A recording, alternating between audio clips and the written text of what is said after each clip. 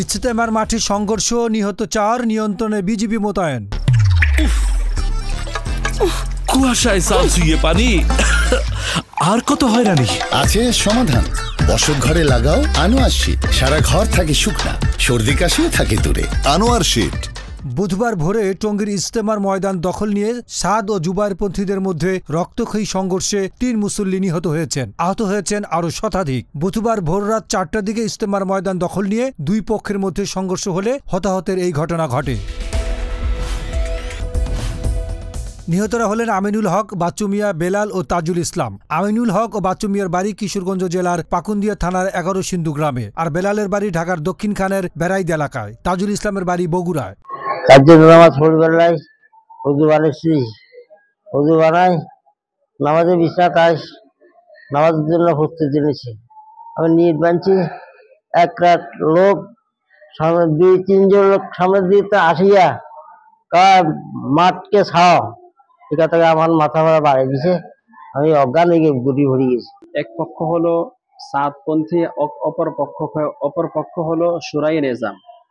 আমরা অনেক সময় মিডিয়ার মধ্যে এটাকে আমরা জুবায়েরপন্থী বলি, আসলে জুবায়েরপন্থী না, সুরাই নিজাম। তারা পরামর্শ সাপেক্ষে পরিচালনা করতে চায়। সেখানে যারা সুরাই নিজামের সাথে যারা আছেন, ওনারা ময়দানে ছিলেন। সরকারি সিদ্ধান্ত মোতাবেক তারা এখানে ইজতেমার প্রস্তুতিমূলক কাজ করতেছিলেন।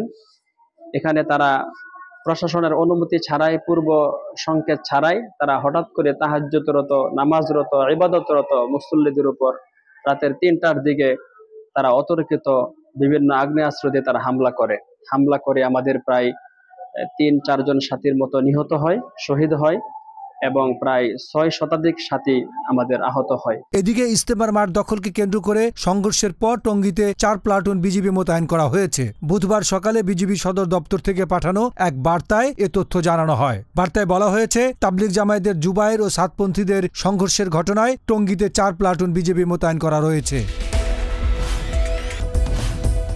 ইজতেমার ময়দানে 2 পক্ষের সংঘর্ষের সত্যতা নিশ্চিত করে টঙ্গী পশ্চিম থানার ভারপ্রাপ্ত কর্মকর্তা ইস্কান্দার হাবিবুর রহমান গণমাধ্যমকে বলেন, বুধবার 4টার দিকে 2 পক্ষের মধ্যে হামলার ঘটনা ঘটে। এখন পর্যন্ত কতজন মুসল্লি মারা গেছে তার সংখ্যা জানা যায়নি, বিস্তারিত পরে জানানো হবে। আইনশৃঙ্খলা স্বাভাবিক রাখতে পুলিশ কাজ করে যাচ্ছে।